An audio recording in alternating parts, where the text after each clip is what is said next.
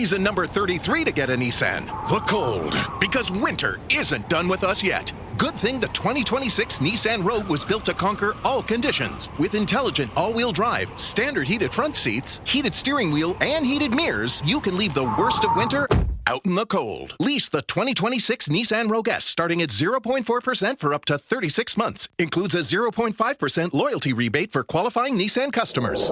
Until March 2nd on approved credit. Conditions apply. Details at Nissan. Welcome back to the Elias Macko Show. Now, back in June of 2020, the city of Montreal made a point of recognizing systemic racism. Following this, they announced the creation of an office for the fight against racism and systemic discrimination, and then committed last year to become an exemplary employer in this area. Now, this week, there's just been some devastating reporting in Le Devoir saying that the situation is anything but that. There's a report and an investigation. Around 30 racialized employees have now revealed they've been victims of racism or discrimination. Experts and unions believe that despite the city's commitments, the situation has not really changed that much. I know the opposition in City Hall is on this case as well this week. Well, let's find out the position from the City of Montreal. Martine Muele, I hope I'm saying that right, is a president of City Council and a borough councillor in the Villeray part of Villeray, Saint-Michel, Parc-Extension. Martine, welcome to the program. Thank you for having me. So let's talk about this. I mean, the city of Montreal and Valérie Plante, the mayor of the city, June of 2020, made this point of recognizing systemic racism. And then you see the reports out this week that don't paint a pretty picture for racialized employees in the city of Montreal. What's your reaction? Heartbreaking. I believe most of us have been shocked, is putting it very lightly, reading those reports. But as a Black woman myself, heartbreaking would be the word. Unfortunately, it's not the first time that I feel heartbroken by such reports. But the thing is, I'm looking forward to changes. I'm optimistic because we have entered a new era where people understand that we need to elevate the debate and we need to go beyond what has been spoken before and really address the issue at its core. Mm-hmm. And Martine, I want to ask you if you think sometimes there's too much attention placed on labels and what we call things. I know it's been a debate here in Quebec, just recognizing or systemic racism. Montreal did it. And then we see 3 years later, this situation. What should be the real focus here? What we call it or actual changes internally? I love that question. You're asking someone who has a great dislike for labels, but also as a lawyer, I have an understanding of the importance of defining and qualifying the issues at heart.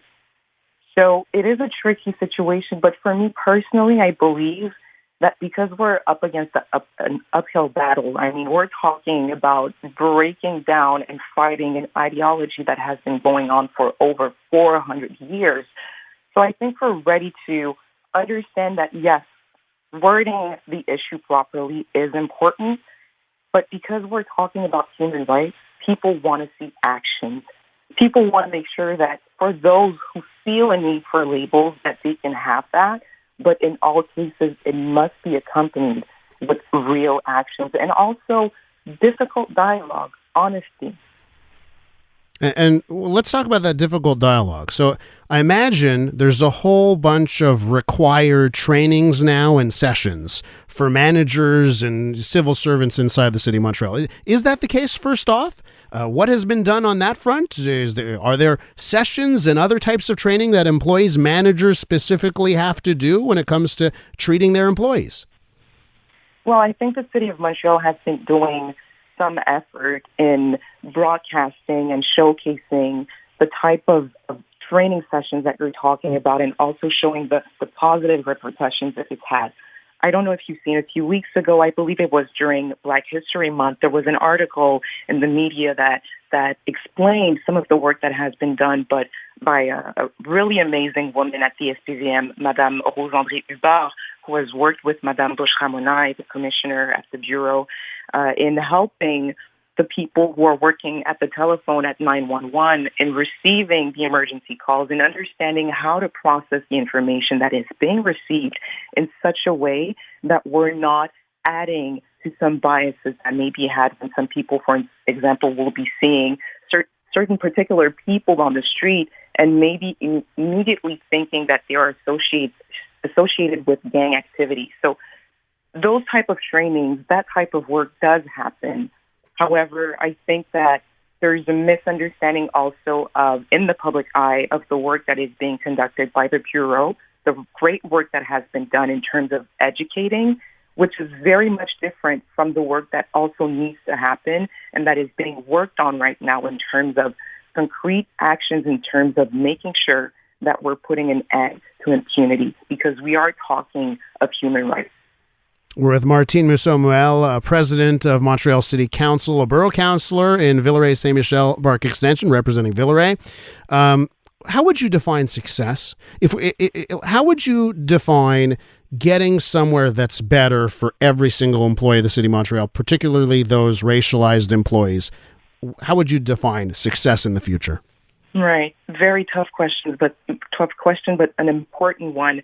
I believe there are great quotes that are trying to say what I'm trying to say right now. For me, one thing that we often repeat is the fact that no one should be left behind.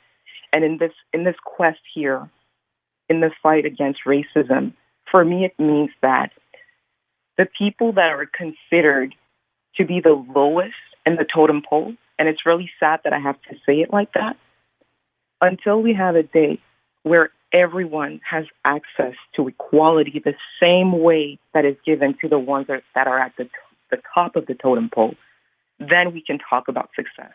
But unfortunately, if there's anyone who is living with injustice, anyone, as little as they may seem in the eye of any other person, then we haven't reached the success yet.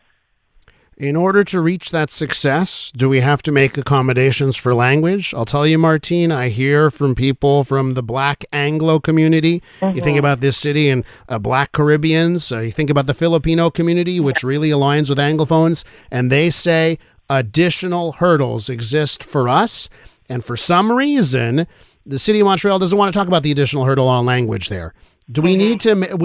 If we're going to solve racism, systemic racism in the Montreal context, do we need to talk a little bit more about language? Right.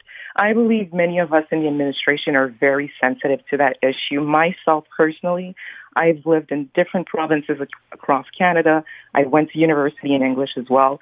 So I've had the privilege of seeing how language, both French and English, are a richness to our country and our communities.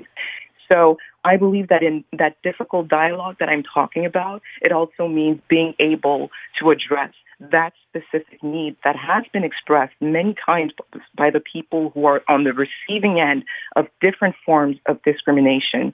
So when you add the obstacle of language to that, knowing that it is a very, very touchy subject right now especially, then it just adds, in my opinion, to the importance for all of us to be willing to look at this issue in all angles, not just racial, but you brought one very important element, language as well. Martine, this is your first time on our City Hall segment. Please come back. Thank you for the invitation. That is Martine Musau, president of the City Council in Montreal and a borough councillor in Villeray, Saint-Michel, Parc-Extension.